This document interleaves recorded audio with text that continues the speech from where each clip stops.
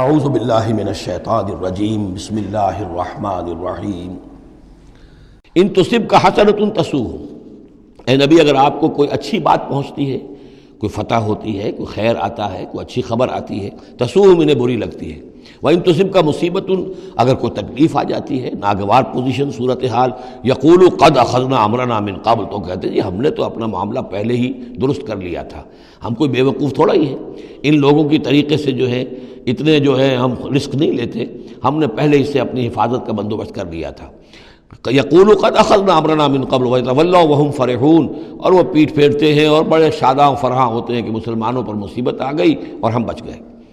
قل لن یصیبنا الا ما كتب اللہ لنا، یہ آیتیں تو ہر شخص کو یاد کر لینی چاہیے۔ یہ دو آیتیں بندہ مومن کے لیے بہت بڑا ہتھیار ہیں، بہت بڑا اسلحہ ہے۔ کہو لن یصیبنا الا ما كتب اللہ لنا، اے بدبختو ہم پر کوئی مصیبت نہیں آ سکتی سوائے اس کے جو اللہ نے ہمارے لیے لکھ دی ہو۔ ہوا مولانا، وہ ہمارا مولا ہے۔ اگر اس کی طرف سے تکلیف آ جائے، دوست کی طرف سے تکلیف آ جائے کہ ہرچہ ساقی ما ریخت عین الطاف، میرا ساقی میرے پیالے میں جو بھی ڈال دے اس کا لطف و کرم ہی ہے، تو اللہ کی طرف سے جو آئے سر تسلیم خم ہے جو مزاج یار میں آئے۔ نہ شود نصیب دشمن کے شود ہلاک تیغت، سر دوستاں سلامت کے تو خنجر آزمائی۔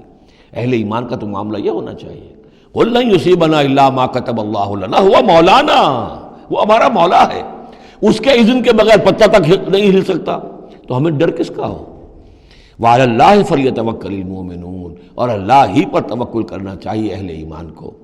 قل هل تربصون بنا الا احدى الحسنیین، ان سے کہو ہمارے بارے میں تم کن چیزوں کا انتظار کر سکتے ہو سوائے دو نہایت عمدہ چیزوں کے۔ یہ حسنیین کیا ہے؟ احسن، احسن افعل تفضیل ہوا، اس سے مؤنث بنا حسنا، حسنا کا تثنیہ بنا تو حسنیین، دو نہایت احسن صورتوں کے سوا ہمارے لیے تیسری ہے ہی نہیں۔ کیا مطلب؟ ہم سب اللہ کی راہ میں شہید ہو جائیں، احسن، ہم کامیاب ہو کر آ جائیں، احسن، تیسری کیا بات ہے؟ تو ہمارے لیے تو خیر ہی خیر ہے، ڈراتے ہمیں کس سے ہو؟ قل هل تربصون بنا، یہ تم ڈرا رہے ہو ہمیں اور جو کہہ رہے ہو ہمیں کس چیز کا خوف؟ ہمارے لیے دو انجام ہو سکتے ہیں ممکن، اور دونوں ہمارے نزدیک نہایت احسن ہیں۔ اللہ کی راہ میں شہادت مل جائے، شہادت ہے مطلوب و مقصود مومن، نہ مال غنیمت نہ کشور کشائی۔ جو حق کی خاطر جیتے ہیں مرنے سے کہیں ڈرتے ہیں جگر، جب وقت شہادت آتا ہے دل سینوں میں رقصاں ہوتے ہیں۔ اور اگر ہم کامیاب ہو کر آ گئے تو تم بھی کہو گے کہ بھائی یہ تو بڑی کامیابی، ہمارے لیے تو کامیابی کامیابی ہے۔ قل هل تربصون بنا الا احدى الحسنیین ونحن نتربص بكم، اور ہم منتظر ہیں تمہارے بارے میں ان یصیبکم اللہ بعذاب من عنده، کہ اے منافقو اللہ تم پر کوئی عذاب اپنے خاص اپنے پاس سے نازل کرے، او بایدینا، یا کوئی وقت آ جائے کہ ہمیں اجازت دے دی جائے کہ ہم تمہاری گردنیں اڑائیں، جیسے کہ اعلان عام کفار کے بارے میں ہوا، ہو سکتا ہے کہ ایسا ہو جائے۔